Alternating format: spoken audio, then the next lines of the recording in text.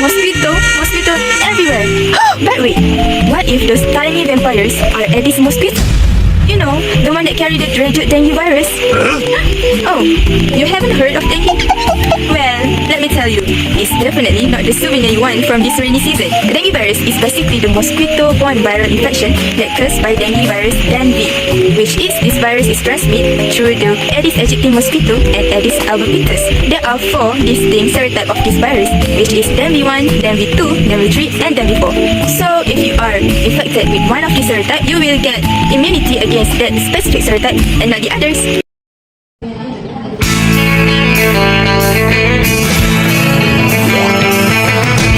No one told you life was gonna be this way. Your job's a joke you broke, your love life's the old way. It's like you're always stuck in second gear when it hasn't been your day, week, or month, even your year. But I'll be there for you when the rain starts to fall.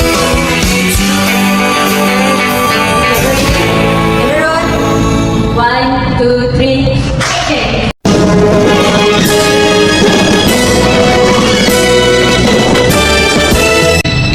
Welcome back to Behind the Headlines. I'm your host Amy, and today we are going to discuss about dengue. With us today in the studio, we have no one but 2 very special guests. Please join us, Miss Malina and Miss Maya. Thank you for joining us today. It's okay to have both of you guys here. Miss Maya, I want to ask you, you are well known because of your biological video, right? Can you explain more about that? I have no idea how I become this viral because of being an inspired. Yeah, because of being an inspired. At first, it was my family and friends that shared the video on social media, and a lot of people prayed for my condition at the time. I think at the time it affected my family because it was the first time in our family members someone is being diagnosed with dengue fever. Okay, let's take a break and let's watch this video together about dengue.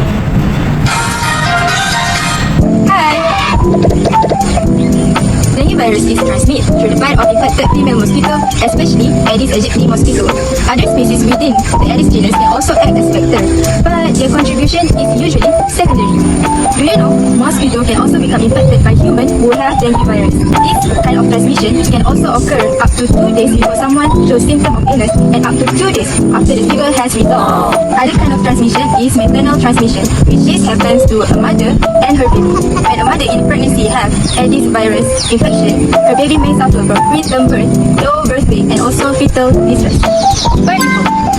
Factors that can increase dengue epidemics include: first, fragile health system; secondly, climate change and weather phenomena; and lastly, longer and earlier transmission dengue season.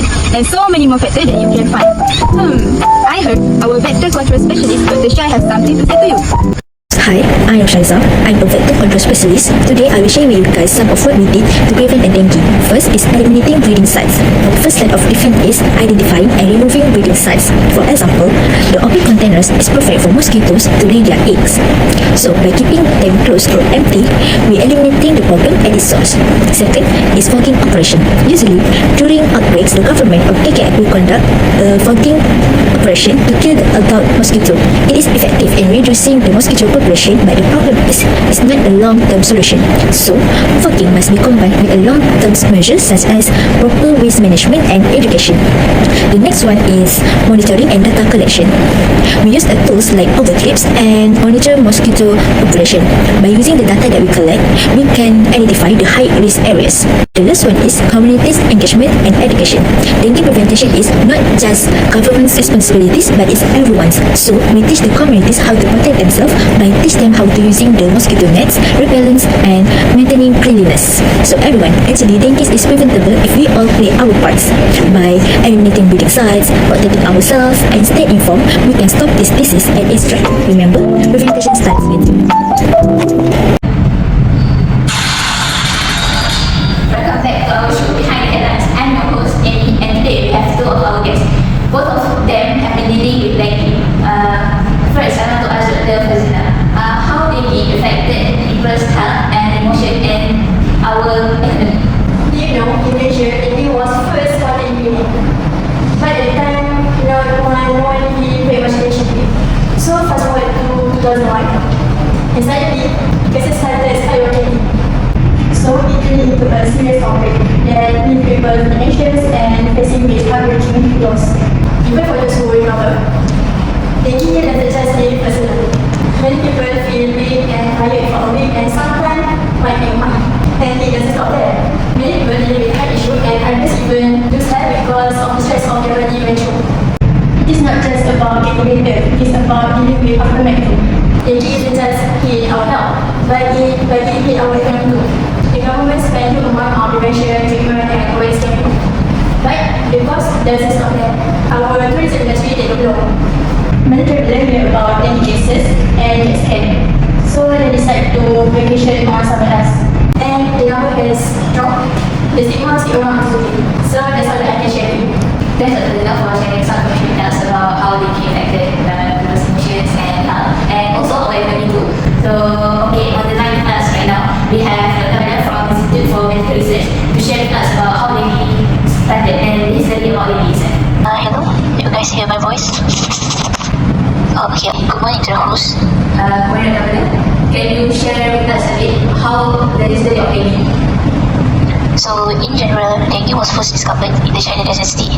The first known pandemic occurred in 1779 to 1780, affecting Asia, Africa, and North America. So, during the 19th century, dengue was present in tropical urban areas with occasional outbreaks in port city. So, move forward, in World War II, the disease spread globally as soldiers were stationed around the world. So, in the 1950s, effort to eradicate the Aedes mosquito in Central and South America succeeded, but were halt in the 1970s. In the 1980s, dengue re-emerged in this region, leading to major pandemic. But in the 21st century, nowadays, dengue has continued to rise with the mosquito vector expanding its range. How was dengue get transmitted to Malaysia? In Malaysia. So dengue is believed to have been introduced to Malaysia in the early 90s, likely through international trade and travel.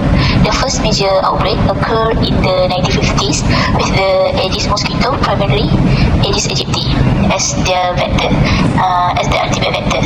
Delving into historical records, it appears the disease spread from areas like Southeast Asia and the Pacific, where dengue has been circulating for centuries, to Malaysia.